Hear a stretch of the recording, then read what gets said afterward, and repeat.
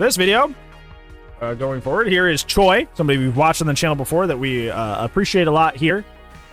Reacted to a lot of their videos before. I just posted the link there. Make sure you click on that so you can go like and subscribe to Choy, because Choy is a very talented and good content creator and definitely worth our love and support. Today, they're talking about how has BHVR run out of new ideas for killer design. So, yeah, let's roll that. With the recent release of the Singularity, a killer that basically is only good at 3-genning and exhausting survivor resources when played by most people, not all, stalemate long enough to open a window to victory. That doesn't... Is he really a 3-gen killer? I've certainly not played him that way or seen people play him that way particularly often. Most people play him as just like an info chase killer. Like I guess he sort of can, because he can keep info on gens. Even if the EMP, the cameras, you can still see they're on there. But I definitely see him more played the other way. Can't even get into how dull this killer's design actually is. We'll address that a bit later. Also, Skull Merchant, a killer that is exceptional at 3-genning and exhausting survivor resources once again. And even to some degree, the Knight, who also excels at 3-genning and exhausting survivor resources. Consider that we are one chapter off from a full year of flopped chapters in DPD. It is I feel like the difference here is like once a camera's EMP'd, it can't do anything to you for a very long time. Like Knight putting his guards after you, obviously they can eventually hit you.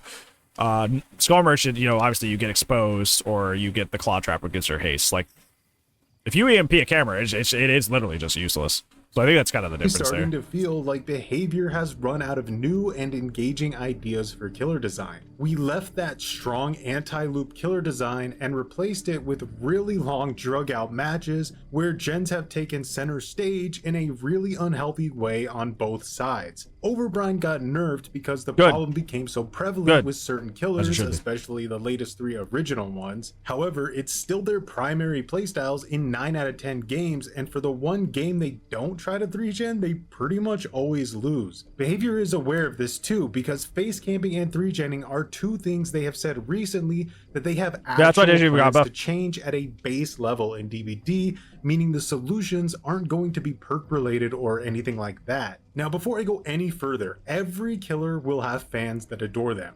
I enjoy playing Knight myself, but there's about 1 Skull Merchant player for every 100 Wesker players. Singularity, on the other hand, I've never seen win a match unless they've played a competitive playstyle, holding a 3-gen from the start of the match and trying to proxy camp hooked survivors. And I've played them. And I have won my matches by not doing that. From in that controlled area. Again, trying to win through attrition or simply by boring survivors to death. It's not just a survivor problem either. DBD killer players, statistically speaking, are uninterested in playing these new killers. So with a string of very mid to terrible killers that garner nearly no hype whatsoever from the community, we need to ask the question of what exactly is going wrong at BHVR. Has the current design team just run out of intriguing new ideas?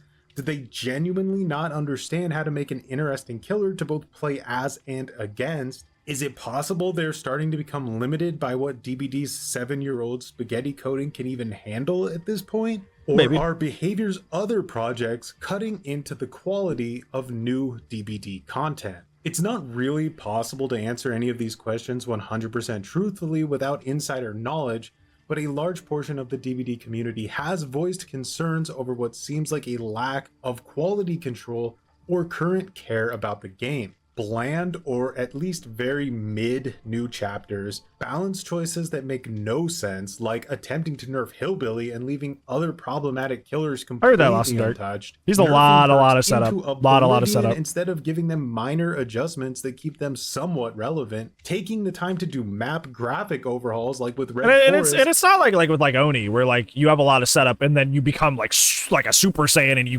just destroy the whole team, right? Which is super hype. Yeah, it's a lot of setup to be like a B- killer. So it's like That's kind of why I fell out of him, right? Like that's I was trying to be honest with that the other day. I was like, why don't I like playing this killer anymore? It's because like it's so much setup just so I can be like a B- guy, right? And it's not even like flashy or cool like Billy, where like hey, at least what I was doing was really skillful and neat, right? Like it's a lot of setup for not a lot, and it's just kind of like, eh. But not addressing any of the issues the community had with the maps in the first place, and in a lot of ways making it even worse with random clutter everywhere. Now, all that said, if I had to speculate, I would do so by looking at a game like Red Dead Online that was completely abandoned in order for Rockstar Games to focus on their upcoming project, Grand Theft Auto 6. Keep in mind, Rockstar Games is a company with over 2,000 employees and owned by a massive third-party publisher. Another example is Studio Wildcard, an indie developer with only 100 employees punching way above their weight with Ark Survival Evolved, a game they are completely shutting down very soon to focus on their 3 upcoming projects, Ark Survival Ascended, Ark the Animated Series on Netflix, and Ark 2. So by using these other studios as a quick example, it's clear that spreading out on different projects, especially if the developer is trying to hit deadlines, will have a massive impact on the quality assurance of a current live service game. With Behavior working on Hooked on You, Meet Your Maker, Islands of Insight, yeah, who remembers Meet Your Maker? Park Silent Ops, and Silent Hill Ascension, keep in mind that's all we know of. They surely have unannounced projects as well. Plus, they also do third-party work on other projects. There's also been confirmation from DBD employees that they worked on these other projects, which means they were at least to some degree pulled temporarily from active DBD development to work on entirely different projects. Now, I don't begrudge Behavior for working on other projects, yeah, but as when you the should. quality of your main product is starting to heavily decay, it becomes a serious problem. I also want to be fair and say that the previous 3 killers that Behavior made, that being Wesker, Dredge, and Sadako, are in my opinion 3 of the best killers ever added to DBD. Not Dredge, but Sadako and Wesker. That does make this sudden shift in chapter quality all the more noticeable. Another important aspect to put out there is just how much new content is being added to DBD. 3 new killers, 9 killer perks, 2 entirely new maps, multiple map reworks or graphical overhauls, soon to be 5 new survivors with a total of 15 new survivor perks, battle passes, a really awesome anniversary event in my opinion. I think Behavior really knocked it out of the park this year, and loads of new cosmetics, plus even more. So it's not to say that DBD is being entirely neglected necessarily, more than it feels like there may be a quantity over quality issue. How many DBD players are interested in playing the new killers? Very few. How many players are interested in the new That's true. I perks don't that really have play been them added? that much. Again, very few. Hey, I like and Game of Foot. It's surely only a matter of time until I like Game of made Foot. for this. The It's great only for survivor Stibiful. perk that I love that slipped perk. into the meta will be blasted into non-existence. One of my biggest chill builds is like Stibiful, Game of Foot, Barbecue, and then like Deadlock or Shadowborn. Just like, hey, make my cooldown quicker, allow me to chase the full team, and I'm good. I'm happy. a huge nerf. So keep that in mind if you're still on the fence about purchasing Gabriel for his 1 overpowered perk. Now, there will always be niche killers Here we go again. that don't appeal to a wider audience. Twins, Artist, Hag, etc. These killers aren't really flawed in design, but maybe could use a little TLC. Yet Singularity, Skull Merchant, and Knight, even though niche, fail the fundamental fun I don't test, like Slack. meaning when it comes Slack to seems their redundant. most commonly seen playstyles, neither the killer or the survivors Somebody I'm are already really chasing having an screams when I engaging already kind of get a idea experience. where they were. The killer Wow. doesn't get rewarding feedback for getting it down, because for the most part, there's usually nothing a survivor can do to counter a killer in a dead zone, which is what these killers do when they play to their strengths. They make dead zones. Likewise, beating these killers usually requires an abundance of patience and a lot of time spent doing the same gens over and over again. It honestly tends to boil down to what side gets more bored first and makes a risky play that ends up deciding the match. That's so true with like Knight and Skull Merchant. It really comes down to like boredom. It really does. Not so much Singularity, but like Knight and Skull Merchant comes down to just my level of patience for the what's going on. It's not really like, hey, yeah, we're playing a match of Dead by Daylight. I'm just like, how long do I really want to do this before I just like run and go find him so we can chase, you know?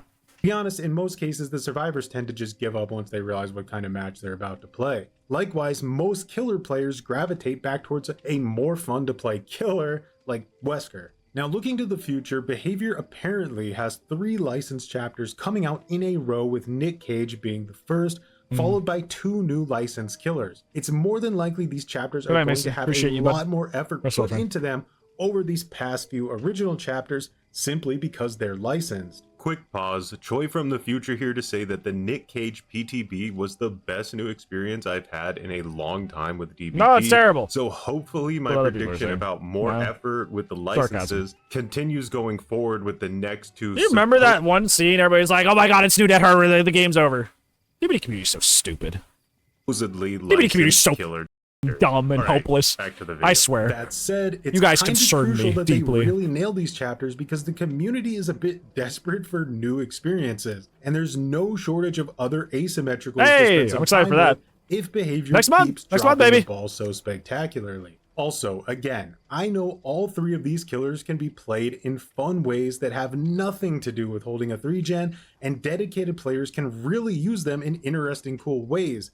But if 9 out of 10 games are 3-gen slogs, then it doesn't really change the reality of how unhealthy they are for the game overall, outside of your personal experiences. Basically, if you truly believe they're well-designed killers, then I'm genuinely interested in your reasoning for why so few, literally almost nobody, plays them, even when they're the fresh new killers in the game. Also, some content creators will surely disagree with me here, because it's sort of our job to make these new killers look fun to play, so we try to come up with fun ways to use them. I mean, I feel like again, Singularity that's is fine not the reality for the majority I of the agree. player base. Generally speaking here, in my opinion, Singularity is not well designed. It's not because he's a super weak killer or really anything like that. It's just that he's simply got too much going on with his power that, funny enough, doesn't really amount to anything other than breaking pallets and vaulting windows faster. Yep, so all that setup just for that doesn't feel too good, does it? And not well thought out at all. Likewise, Skull Merchant is just disgusting. She completely reduces the survivor players to AI. They have pretty much no impact on the outcome of the game if the Skull Merchant player knows what they're doing. Now, you could make the argument that's how it should be in a 4v1 game. I don't know what time of that either. But the problem here is that Skull Merchant doesn't need to use any actual game skill. It's like going into a match, winning automatically because you know 2 + 2 = 4. She's definitely the least well thought out killer in DBD history, and needs some sort of redesign or rework. Plus, she's a whole new power. Is just awful, dear God. Knight, on the other hand, is more manageable now that Overbrine was nerfed. I think with the upcoming... Yeah, and I got a lot of better once that went away. He should at the very least be in a decent enough niche spot. Obviously, though, these base game changes to camping 3-genning are going to encourage or force even more tunneling if there's no compensation for the killer side, but we'll cross that bridge when we come to it, because it's a completely other topic. On the last note, I'm curious on your experiences with DBD recently. I've been playing a pretty good amount of the Awesome Anniversary event, and it does seem like about 50%, if not more, of my matches have just become Wesker at this point. Yeah, it's true. It's so true. It's so true. Daylight for the foreseeable future, or will the next chapters finally be solid enough experiences once again that actually gets the community excited? What do you want to see? Let me know, and as always, thanks for watching and have a good one. Yeah, I think Singularity is not as exceptional at 3-genning. I think the reason people aren't playing him is because it's a lot of setup just to be a B- killer. And unlike Billy, who is a very similar situation where you gotta, instead of setup, you have to learn a lot to play him. At least Billy's fun to play, and he's very skillful and rewarding to play. Singularity's not. So you spend all this time setting up all your cameras and all this stuff, like, just so you could, like, be a B- killer with some chase powers. Like, it's just like, it's a lot of effort that doesn't make you feel skillful or rewarded, because you're not doing anything that's like crazy or hard to do. So it's not like you're like, heck yeah, I just hit that sick curve like you would with like Billy. You're not in that situation. So you don't get like the skill fulfillment. But also, yeah, it's just kind of boring. Like, I don't know, it's kind of boring. Like, not boring to face, because like I face Singularities and I don't have an awful time. He's just boring to play as.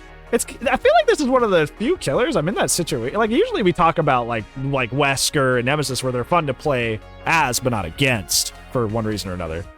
I feel like Singularity's the opposite.